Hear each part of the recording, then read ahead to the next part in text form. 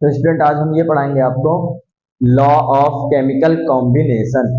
Law of chemical combination जो होते हैं, लॉ ऑफ केमिकल कॉम्बिनेशन का मतलब ये होता है कि कोई भी केमिकल किस तरह से एक दूसरे से कंबाइन करता है, मतलब how two chemicals react each other. ठीक, मतलब कोई भी जो केमिकल है वो कैसे एक दूसरे से रिएक्ट कर सकता है, किस फॉर्म में कर सकता है, क्या क्या तरीके हैं, तो वही हम यहाँ पर पढ़ेंगे कि वो कैसे रिएक्ट कर सकता है। तो अब यहाँ पे हमारा जो केमिकल कॉम्बिनेशन में इसी रिएक्शंस के लिए ही कई सारे, इसी केमिकल कॉम्बिनेशन के लिए ही कई सारे लॉज बनाए गए, कई सारे लॉज डिस्कवर किए गए, कई सारे लॉज बताए गए। जैसे कि इसमें हमारा सबसे पहला लॉ आता है law of conservation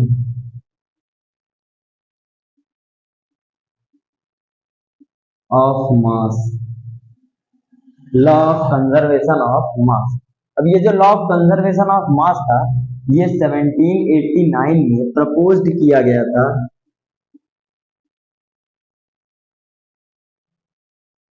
proposed by Antoine Lavoisier. Antoine Lavoisier के द्वारा ये प्रपोज किया गया था। और इस लॉ में इन्होंने ये बताया था कि matter can not be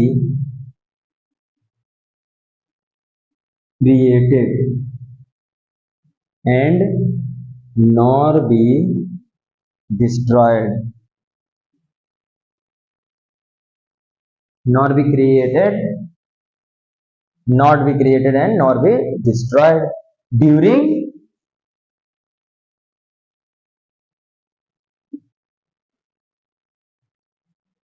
chemical reaction। Chemical reaction, किसी भी केमिकल रिएक्शन करते वक्त ना तो मैटर को हम क्रिएट कर सकते हैं, ना तो डिस्ट्रॉय कर सकते हैं, सिर्फ हम उसको उसकी फॉर्म को चेंज कर सकते हैं कि वो एक फॉर्म से दूसरे फॉर्म में कन्वर्ट हो जाएगा, सिर्फ हम ये कह सकते हैं। तो कंजर्वेशन ऑफ मास का मतलब ये है कि जब हम किसी भी रिएक्टेंट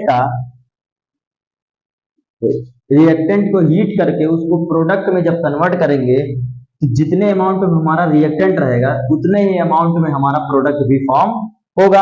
तो जैसे अगर हम एग्जांपल के लिए लेते हैं, तो अगर x ग्राम ऑफ रिएक्टेंट हमने यूज किया है केमिकल रिएक्शन कराने के लिए, तो x ग्राम ऑफ प्रोडक्ट भी फॉर्म होगा। ठीक है, तो इसी जैसे हम आपको एक एग्जांपल के थ्रू बताते हैं। For example, carbon plus oxygen react किए आपस में, तो ये बनाएंगे एक दूसरे से, ये मिलकर बनाएंगे कार्बन डाइऑक्साइड। तो अगर हम यहाँ पे कार्बन 12 ग्राम ऑफ कार्बन लेते हैं और 32 ग्राम ऑफ ऑक्सीजन लेते हैं, तो इन दोनों को कॉम्बिनेशन में होने के बाद जो वेट इसका हो रहा है 44 ग्राम हो रहा है। तो एग्जैक्ट जितना वेट यहाँ इसका हो रहा है, इसी वेट के बराबर ही इतना ही वेट हमारा यहाँ पे प्रोडक्ट की तरफ भी फॉर्म होगा।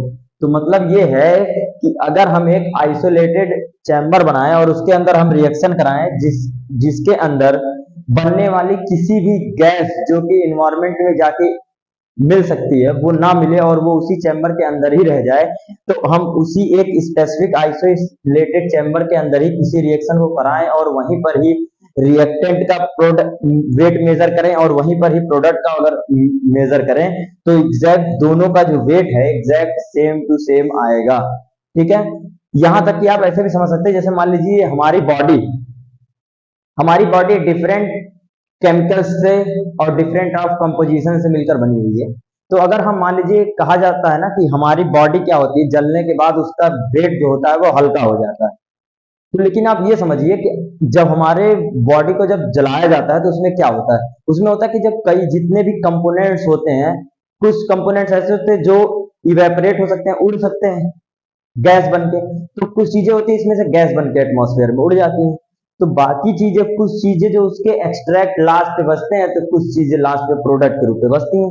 लेकिन अगर हम वही गैसेस को, वही वाटर के वेपर्स को इन्वायरमेंट में जाने से अगर हम रोक दें, और एक आइसोलेटेड चैम्बर बनाते हैं, वो सारी चीजें उसी के अंदर ही रह जाएं, तब हम अगर उस ऑब्जेक्ट का या उस बॉडी का वेट करेंगे तो वो दिख तो क्या रहेगा, जितना पहले था उतना ही बाद में, यानी दोनों के दोनों ही हमेशा सेम रहेंगे।